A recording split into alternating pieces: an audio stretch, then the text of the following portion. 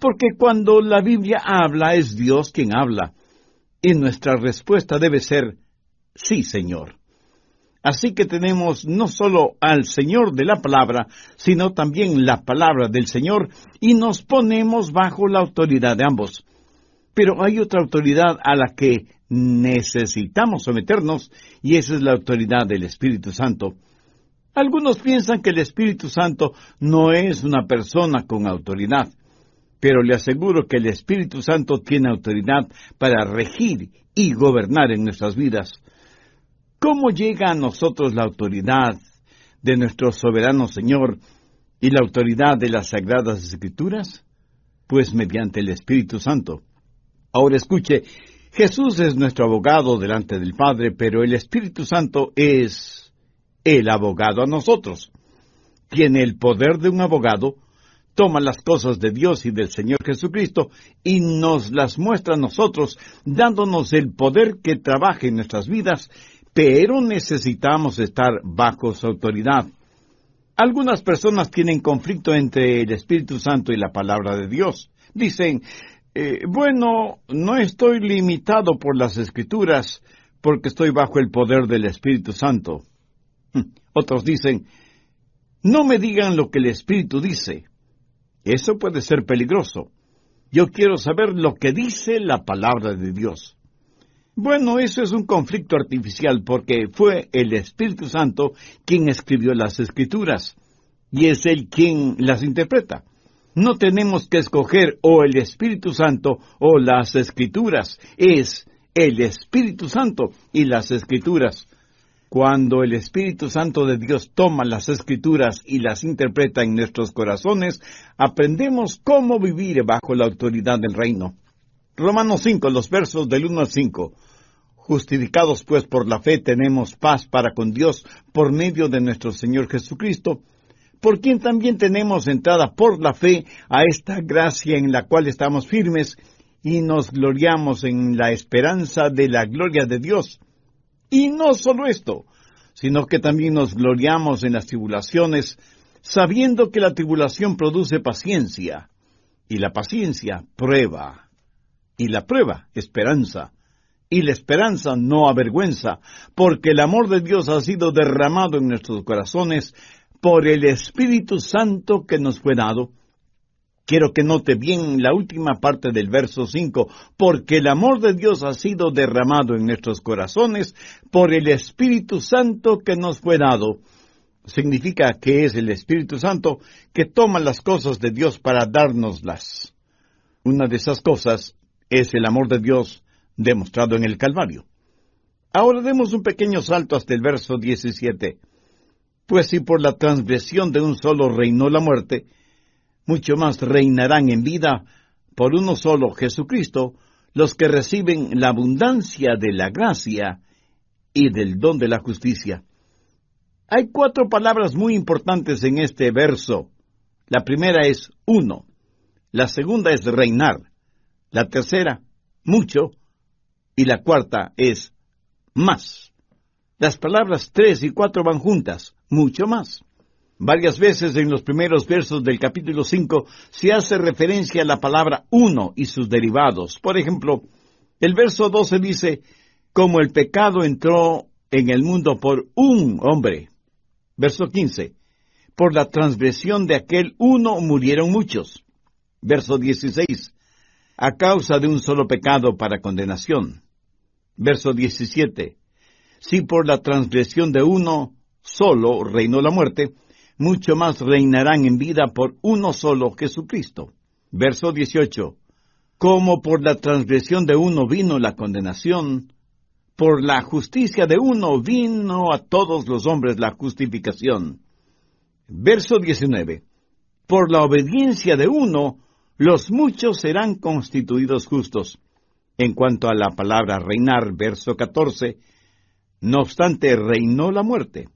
Verso 17. Si por la transgresión de uno solo reinó la muerte, mucho más reinarán en vida por uno solo. Verso 21.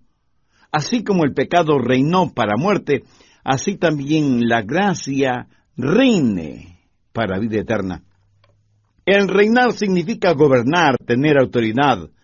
Así que las dos palabras claves hasta este momento son uno y reinar.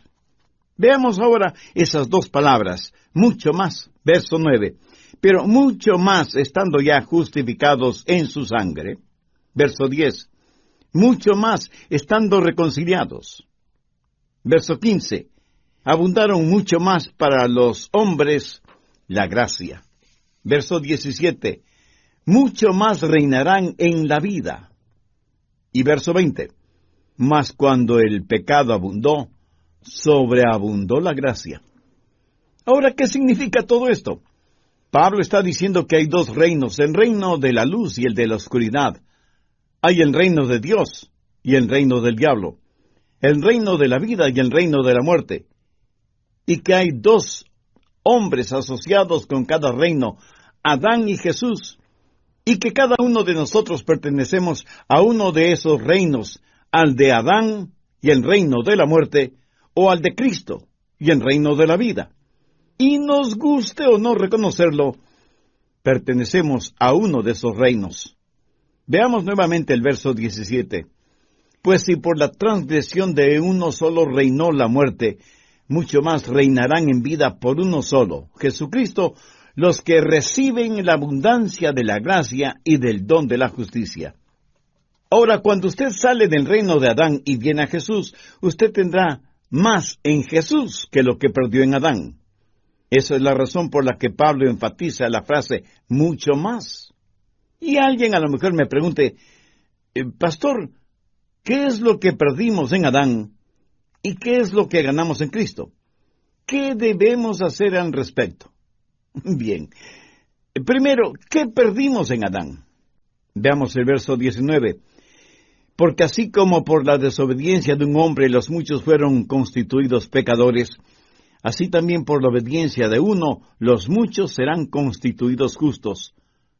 ¿Quién desobedeció? Adán. ¿Quién es el que obedeció?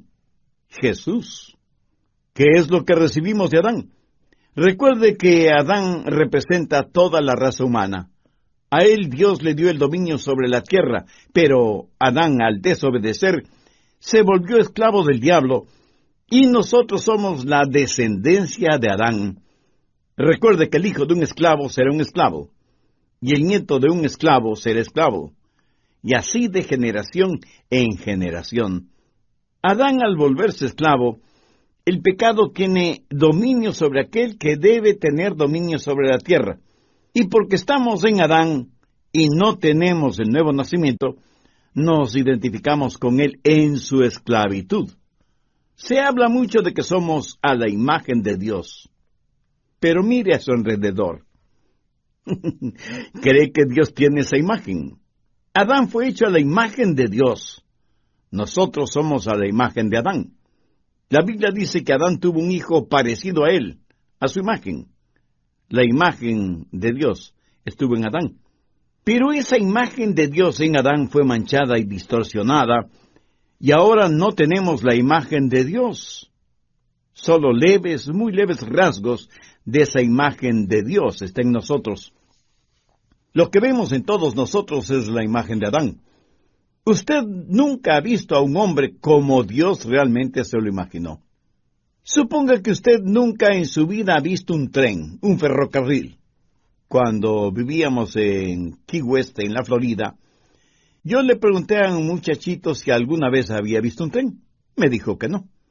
Ahora, suponga que yo llevo a ese niño a un lugar en donde hubo un tremendo choque de trenes, y todo lo que quedó de esos trenes fueron hierros retorcidos, fundidos, maderas reducidas a cenizas, las locomotoras totalmente destrozadas y las rieles del tren retorcidas. Y le digo a ese niño, hijo, ese es un tren. Pregunto, ¿le enseñé en verdad un tren? De ninguna manera. Lo que le enseñé fue los restos de lo que una vez fue un tren. Escoja un hombre, cualquier hombre. ¿Lo que ve es en realidad un hombre? No. Lo que ve son los escombros de un hombre. Y usted no podrá verlo como hombre total, sino hasta la resurrección, cuando, si es un hijo de Dios, será hecho a la imagen de Cristo. Y hasta cuando usted no entienda lo que se supone debe ser un hombre, no entenderá lo que se supone debe ser una mujer. Y sólo entonces entenderá lo que significa el ser a la imagen de Dios. Pero por ahora hemos heredado algo de Adán, y hemos perdido algo en Adán. ¿Qué hemos perdido en Adán? Veamos el verso 6. Porque Cristo, cuando aún éramos débiles, a su tiempo murió por los impíos. O sea, de Adán heredamos debilidad en vez de fortaleza. Y aquí se habla de debilidad espiritual. Dios le dio a Adán la autoridad para que fuera lo que Dios quería que fuera. Pero Adán perdió ese poder, esa autoridad. Y Dios quiere que usted tenga esa autoridad para que sea lo que Dios quiere que usted sea. Por favor, recuerde que no estamos hablando de poder financiero, ni de fortaleza física, ni de profundos conocimientos intelectuales y gran fortaleza emocional. Usted puede pensar que tiene el poder para hacer lo que quiere hacer, pero no tiene el poder para hacer lo que debe hacer. De Adán ganamos debilidad en vez de fortaleza, y ganamos impiedad en vez de piedad. A su tiempo Cristo murió por los impíos. Ahora el ser impío no significa ser vil. Sencillamente significa no ser como Dios.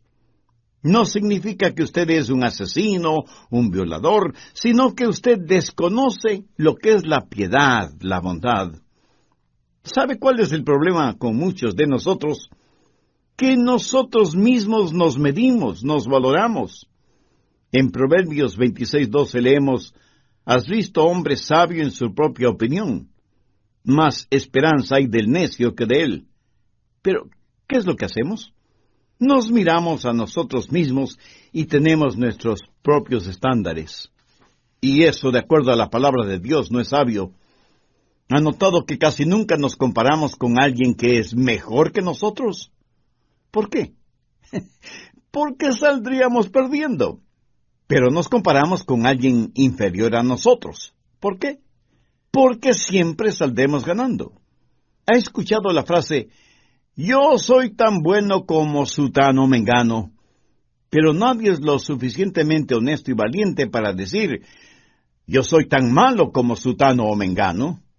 Lo que el hombre hace a veces es compararse con otros que sabe son más malos que él, y estirándose con satisfacción dice, soy una persona buena. Pero el estándar es el que Dios tiene para nosotros, no el que nosotros mismos nos imponemos. ¿Sabe usted lo que es el pecado? Busque Romanos 3:23, por cuanto todos pecaron y están destituidos de la gloria de Dios. ¿Sabe lo que es el pecado? Es la diferencia entre usted y la gloria de Dios. La Biblia claramente dice que somos malos cuando deberíamos ser a la imagen de Dios. ¿Qué más hemos recibido de Adán? Veamos Romanos 5, los versos 7 y 8. Ciertamente, apenas morirá alguno por un justo. Con todo, pudiera ser que alguno osara morir por el bueno. Mas Dios muestra su amor para con nosotros en que siendo aún pecadores, Cristo murió por nosotros. ¿Sabe cuál es el estándar de Dios para usted y para mí? Absoluta perfección. ¿Hay alguien entre nuestros oyentes que se crea perfecto? Bueno, tenga cuidado cómo contesta, porque eso sería la primera muestra de imperfección. La Biblia dice que el pecado es la transgresión de la ley. Si alguna vez usted ha roto una de las leyes de Dios, usted es un pecador, aunque usted no lo piense así, porque no ha roto todas las leyes de Dios.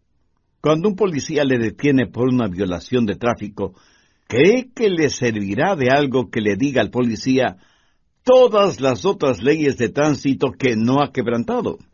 El apóstol Santiago dice, porque cualquiera que guardare toda la ley, pero ofendiere en un punto, se hace culpable de todos. ¿Me dice que no entiende esto? Bien, solo suponga que usted está suspendido sobre un ardiente fuego, y se sostiene con una cadena de 10 eslabones. ¿Cuántos eslabones de esa cadena deben romperse antes de que usted caiga en el fuego? ¿Solo uno? ¡Solo uno! Es pues el pecado, la transgresión, la violación, el quebrantamiento de la ley de Dios.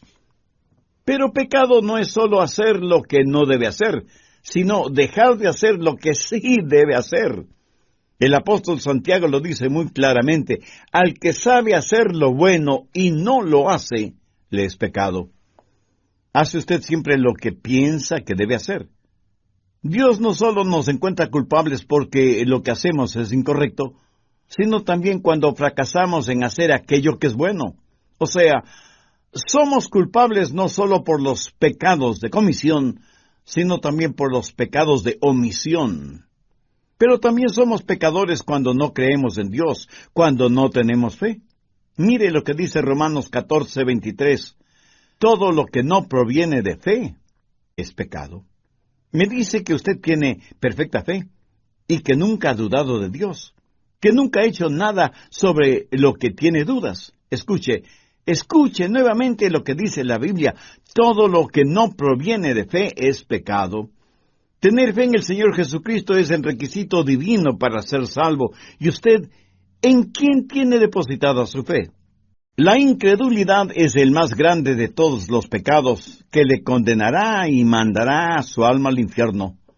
No hay pecado peor que el apuntar el revólver de la incredulidad hacia la cruz y disparar. Pero la Biblia enseña algo más sobre el pecado, y quiero que me oiga con mucha atención. La palabra de Dios enseña que la bondad humana es un pecado. Por favor, no comience a tirarme piedras espirituales hasta que no termine de explicar este punto. ¿De acuerdo? Busque Proverbios 21:4. Altivez de ojos y orgullo de corazón y pensamiento de impíos son pecado. ¿Qué quiere decir esto?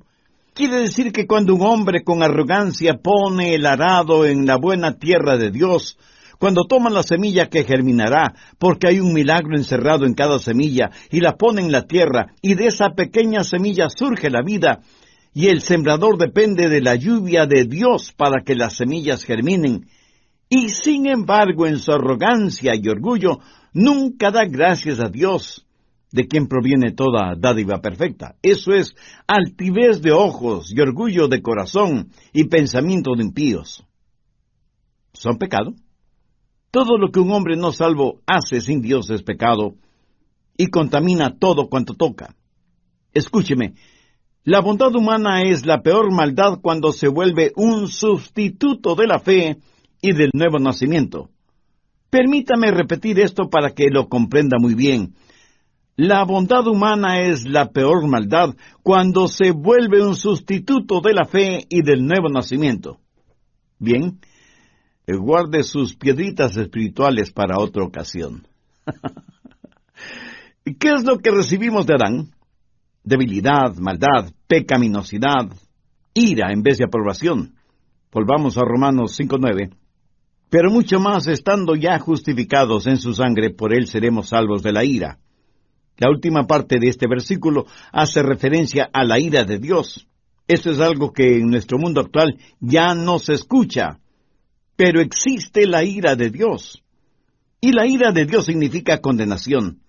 La gente tiene varias ideas de lo que les sucederá a los pecadores muertos en Adán. Pero la Biblia dice que en Adán todos mueren. La Biblia no enseña la reencarnación, ni que hay otras oportunidades de salvación después de la muerte. Tampoco enseña el aniquilamiento, o sea que usted cuando muere simplemente se desintegra. Y ahí termina todo. La Biblia tampoco enseña que la salvación es universal, y que eventualmente todos los seres humanos serán salvos, sea que crean o no, sea que tengan fe o no.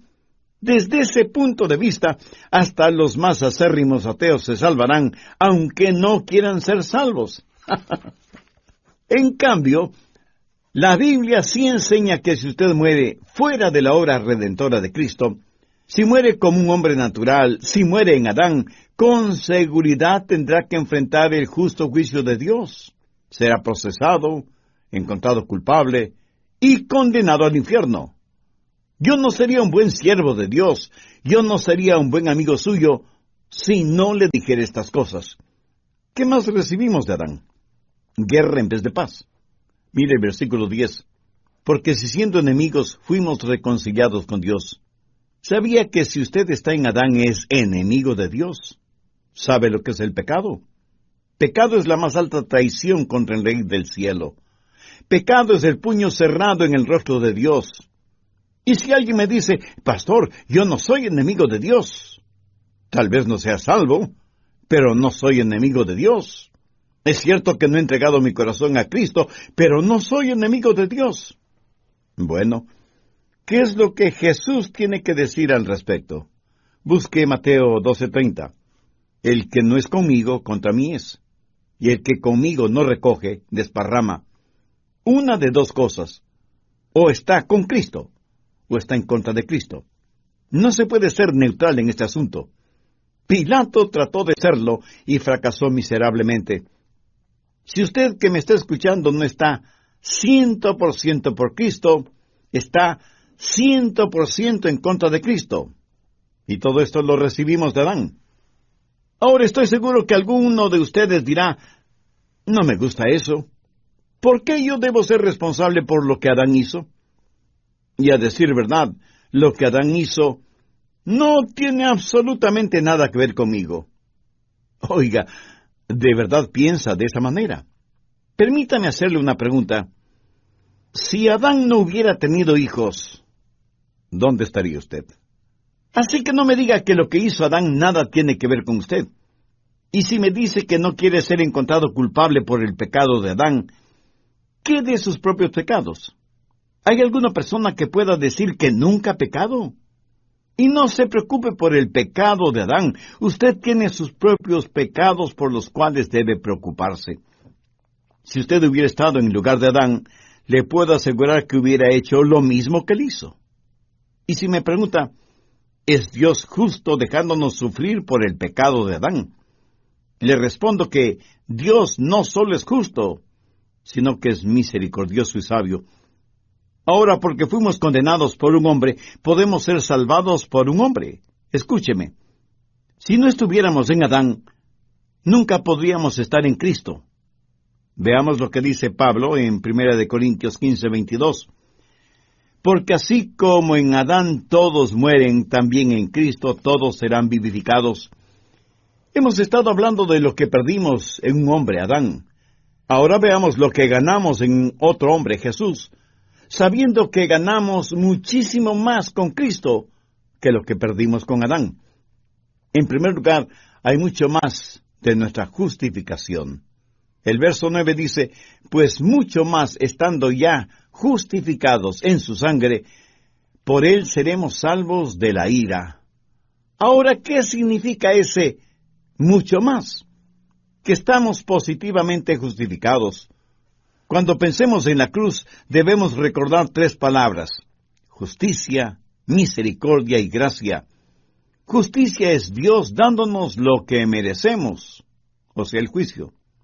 Misericordia es Dios no dándonos lo que merecemos. Y gracia es Dios dándonos lo que no merecemos. Estas tres palabras las encontramos en el Calvario. Cuando mis pecados fueron puestos sobre el Señor Jesús, la justicia de Dios fue satisfecha. La culpa de mi pecado fue pagada totalmente. Por lo tanto, no tengo que enfrentar la ira de Dios, porque Él me protege con su misericordia. Pero entonces, cuando Él me justifica, me otorga su gracia. Y todo esto por medio del Señor Jesucristo. Ese es el significado del mucho más de nuestra justificación. Ahora veamos el mucho más de nuestra reconciliación. En el verso 10, porque si siendo enemigos fuimos reconciliados con Dios por la muerte de su Hijo, mucho más, estando reconciliados, seremos salvos por su vida. Cuando Jesús murió en la cruz, se dio por nosotros, pero cuando envió al Espíritu Santo, se dio a sí mismo a nosotros. Y ahora tenemos esa comunión con Dios que fue interrumpida cuando Adán pecó. Estamos reconciliados. Ahora quiero que entienda bien lo siguiente. No es Dios quien se reconcilia. Dios no necesita ser reconciliado. Nosotros somos reconciliados con Dios. En esto, ¿cómo es que nosotros tenemos mucho más de lo que Adán tuvo? Adán caminó con Dios en el jardín del Edén. Pero yo tengo el Espíritu Santo de Dios en mí. Y eso, mi amigo, eso es mucho, mucho más.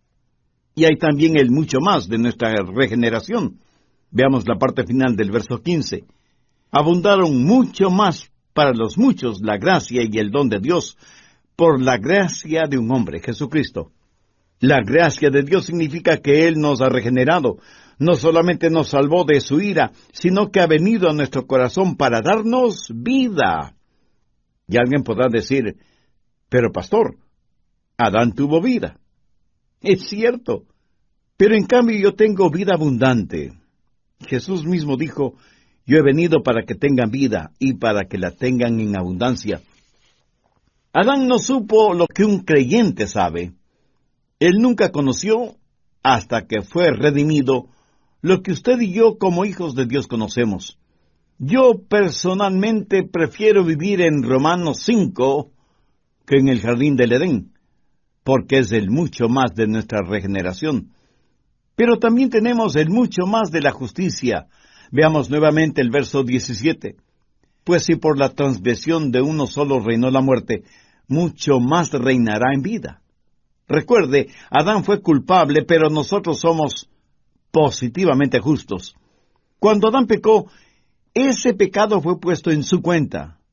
Si yo peco, ese pecado nunca estará en mi cuenta. Y alguien pensará, bueno, si yo creo, puedo salvarme y seguir pecando todo lo que quiera. En términos generales, pecamos todo lo que queremos pecar y hasta más de lo que queremos pecar. Por eso necesitamos un querer nuevo, y solo lo podemos tener si nacemos de nuevo. ¿Está listo para recibir una bendición? Entonces busque Romanos 4:5. Mas al que no obra sino cree en aquel que justifica al impío, su fe le es contada por justicia. No hay nada que usted pueda hacer grande o pequeño para poder salvarse. Usted debe poner su fe en el Hijo de Dios, y cuando así lo hace, Dios dice, tu fe te es contada por justicia. El apóstol Pablo, citando uno de los salmos del rey David, dice, bienaventurado el varón a quien el Señor no inculpa de pecado. Ahora, ¿qué significa la palabra inculpar? Significa el poner algo en su cuenta. Cuando usted es un hijo o una hija de Dios, Él pone justicia en su cuenta personal. Pero no es la justicia suya, porque nunca la tuvo, sino la justicia de su Hijo, el Señor Jesús. Y Él pone esa justicia en su cuenta, sin que usted tenga que trabajar. Pero esto se pone mucho mejor. Mire el verso 7 de Romanos 4. Bienaventurados aquellos cuyas iniquidades son perdonadas y cuyos pecados son cubiertos.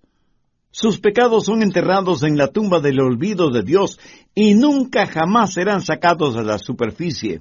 No solo que Dios perdona mis pecados, no solo cubre mis iniquidades, sino que Dios no me culpa de pecado. Algunas personas dicen, si vivo una vida lo suficientemente buena, cuando muera espero ir al cielo. Bueno, lo más seguro es que no lo logrará porque no ha entendido lo que es el pecado.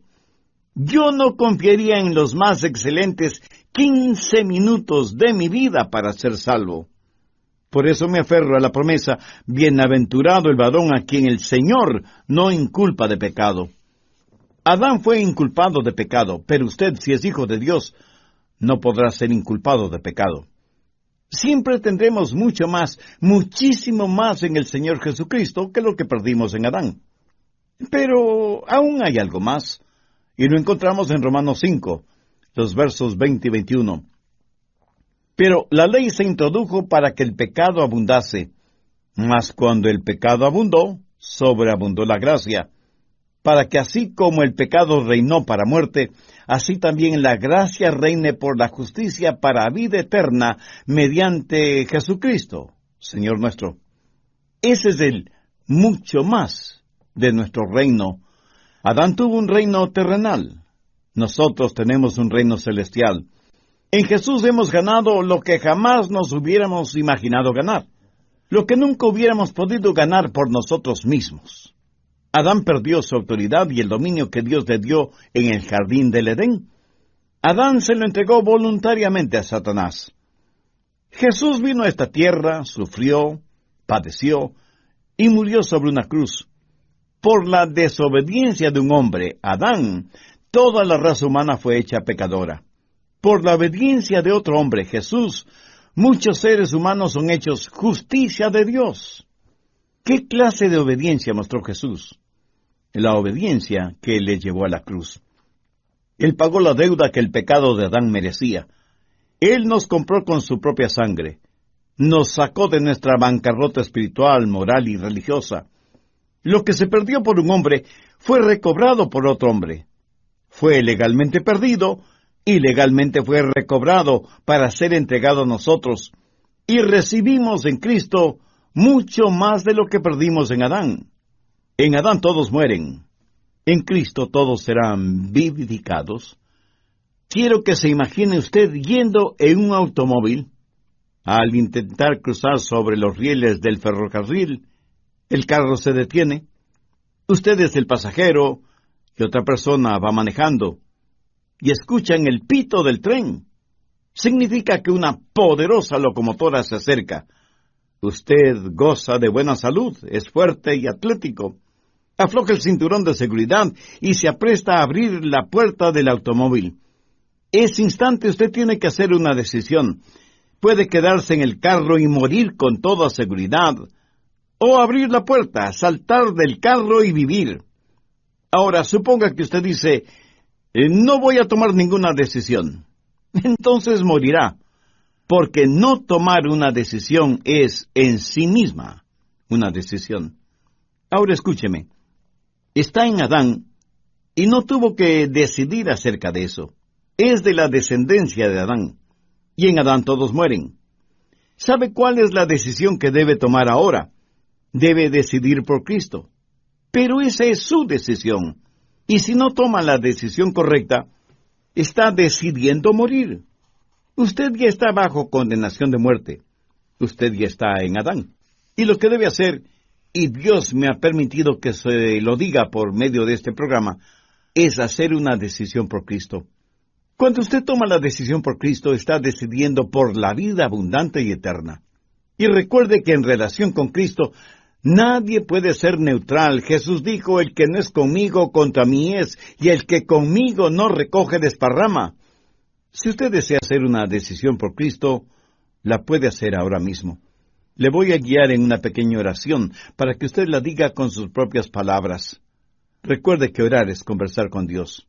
Si quiere puede orar en voz alta, o en voz baja, o silenciosamente si lo prefiere. A Dios no le impresionamos ni por el volumen de nuestra voz, ni por el dominio gramatical del idioma. Sencillamente diga,